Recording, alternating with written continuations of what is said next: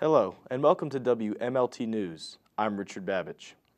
A new parkway may pose a potential threat to some Hinton homeowners. The small town of Hinton, West Virginia is home to Sandstone Falls, a popular attraction along the New River that has been drawing people who love the outdoors for many years. However, the only way to get to the falls is a river road, a narrow one lane that easily becomes crowded. The National Park Service has started construction of a two-lane parkway to enhance the road and make it more scenic.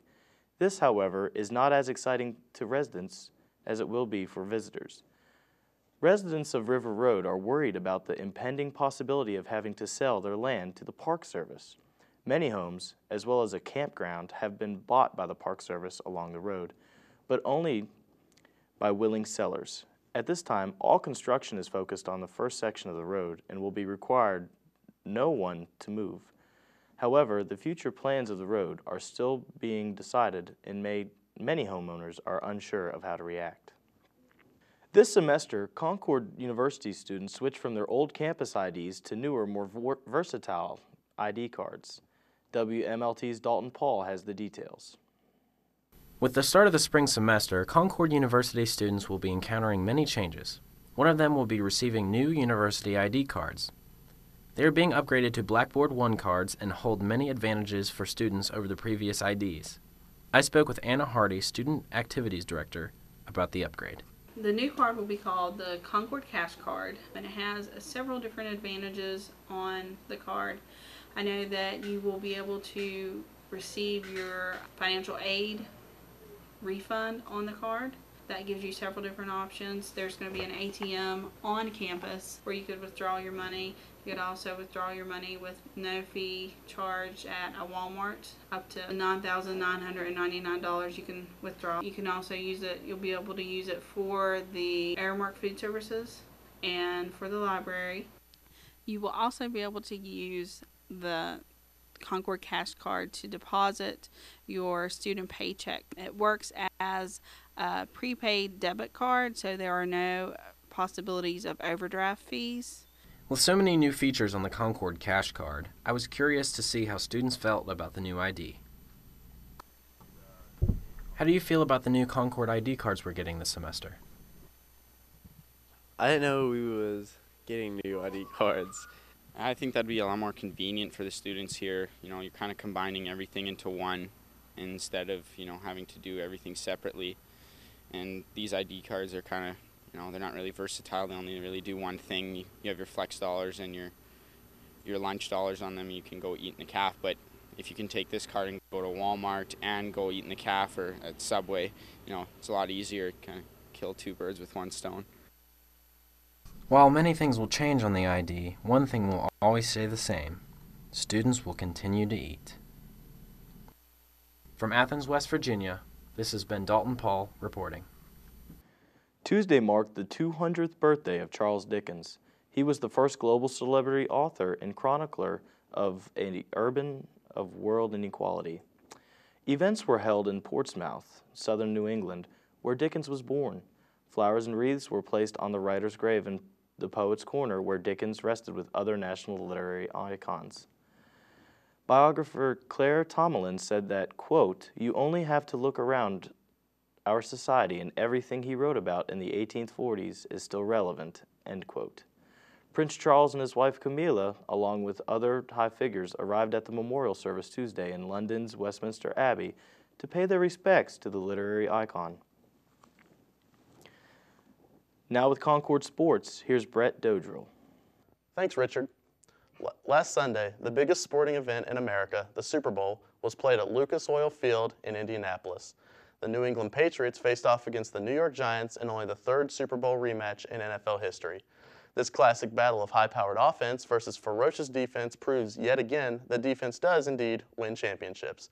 The Giants' pass rush bombarded Tom Brady for most of the night, throwing the Patriots' offense off of its rhythm. Justin Tuck led the Giants' defense with 2 sacks, and Jason Pierre-Paul added 2 pass deflections, while Eli Manning proved his elite status by throwing for 296 yards and tossing a touchdown to wide receiver Victor Cruz. The Giants jumped out to a 9-0 lead in the first quarter, highlighted by a safety on the Patriots' first offensive play by way of an intentional grounding call in the end zone. The Patriots got on track in the second and third quarters, pushing their lead to 17-9. However, the Patriots offense stalled on several drives and opened the door for Eli Manning to work his fourth quarter magic once again. As the last quarter waned, the Giants milked 3 of the final 4 minutes off the clock before Ahmad Bradshaw finally scored the go-ahead touchdown. The Patriots ended the game with a last valiant heave towards the end zone as time expired, but it was batted to the ground and the Giants returned to world champion status. Back to you at the desk. Miner safety is a top priority at Trinity Resources. The company in Putnam County has been working tirelessly on a new project for 3 years. The new equipment resembles a big steel box on bulldozer tracks. The steel-looking device is designed to keep underground miners safe in the event of an explosion or collapse. The device, named Guardian Angel, is a mobile chamber that contains enough oxygen to keep 15 miners alive for up to 4 days. The device, also equipped with a toilet, also features storage for food, first aid, and water. The steel box can withstand temperatures of 1,100 degrees Fahrenheit, with the temperature inside not exceeding 90 degrees.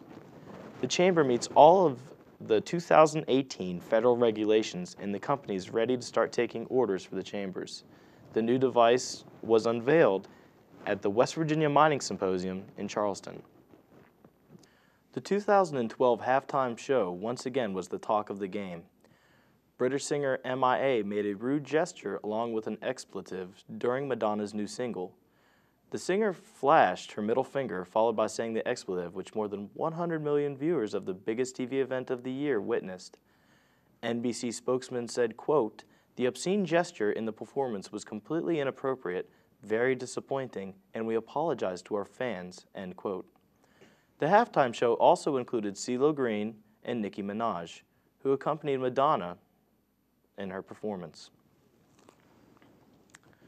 Stay tuned. We'll return with more at WMLT News in just a moment.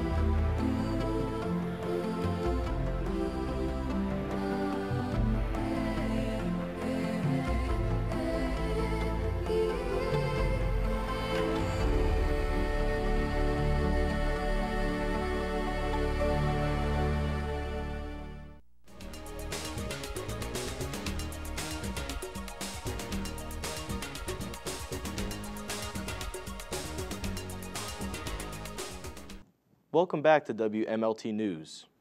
New York City is having trouble enforcing the idling rule, a law that was passed that gives drivers 3 minutes to turn off idling engines and 1 minute to turn off their engines if they are adjacent to a school. The purpose of the law is to attempt to improve air quality. The toxic air has been shown to increase rates of asthma and put children at risk of developmental delays. Environmental advocates complain that the laws do little to improve air quality due to the lack of enforcement. Only a few thousand out of the 10 million parking tickets each year are because of idling. The number of idling tickets would be greatly increased if the traffic enforcement agents were properly citing drivers. Here now with this week's Community Corner is Courtney Vanatter. Welcome to this week's Community Corner. I'm Courtney Vanatter. As the spring semester takes off, Concord is foregoing a few changes. All students have been issued a new Concord ID called the Concord Cash Card. The Cash Card is your ID card and your debit card all in one. Students can opt in their check change or student payroll, which can be directly deposited to the card. The ID Cash Card can also be used to withdraw or deposit money. One of our faculty members was also promoted. Dr. Jennifer Robinette is the new coordinator of the satellite campus for the Beckley Division. Dr. Robinette is still teaching at the Athens campus 2 days a week. More changes have continued around Athens. In Princeton, Shooters has closed and a new art gallery has opened. Neighbors Arts and Crafts is a new store that not only provides supplies, but gives artists a place to learn and share with other local artists. Neighbors has a gallery featuring artists within a 200-mile radius. In other news, the Campus Beautiful welcomed the Concord cheerleading team back early from break. Concord University's cheerleaders returned to school 2 weeks early, practicing 2 to 3 times a day leading up to their trip to Walt Disney World. They placed 8th in the nation at the UCA National Championship. That's it for this week's Community Corner. Back to you, Richard. A local man in Hinton sought out permission to wear a costume on West Virginia Day and may have started something much bigger. Bobby Cox, head maintenance man, asked for permission at the Summers County Commission meeting. The commission set June 19th as 2012 as the official day for city and county employees to don Civil War attire if they choose to do so. President Jerry Berry says the simple start could turn into something much more. The ideas for a celebration, parade, or Civil War reenactment area are all potential plans. These types of festivities could bring in serious money and business to the area. A federal appeals court in California turned down Proposition 8 on Tuesday, making gay marriage legal throughout the state. The 9th U.S. Circuit Court, who made the 2-1 decision, stated that the Proposition 8 works a meaningful harm to gays and lesbians in the state. Proposition 8, which passed a state election in 2009 with 52% of the vote, judged that gay marriage was an institution defined by one man and one woman. The vote raised controversy, however, because of its confusing language and questions regarding its legality. California previously allowed same-sex marriage before the ban. An appeal of the decision is likely in the coming weeks from the opposition. Here now with this week's Ticket or Leave It is Dalton Paul. Thanks, Richard. A different kind of movie hits theaters this January that will leave you on the edge of your seat.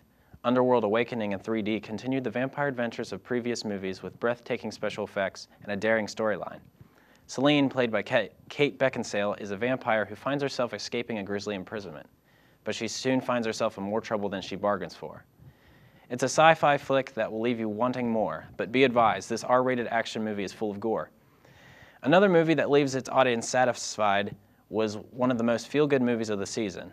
The family-friendly We Bought a Zoo features a family moving shortly after the wife and mother character dies. Benjamin Mee, played by Matt Damon, moves his 2 kids to a property that comes with a little something extra. The zoo animals seem like a lot to handle at first, but as the family pulls together, they get the rundown park ready for reopening day. In the excitement of starting over, Benjamin finds himself falling for Kelly Foster, played by Scarlett Johansson. Benjamin has to deal with the feelings of his late wife and the new feelings he has for Kelly. The movie is sure to make you shed at least one tear and a smile in triumph at the end. You'll leave the theater wanting your own zoo, so some say. That's all for this week's Take It or Leave It. Back to you at the desk. That's all for this week's WMLT News from Concord University. Tune in again in 2 weeks.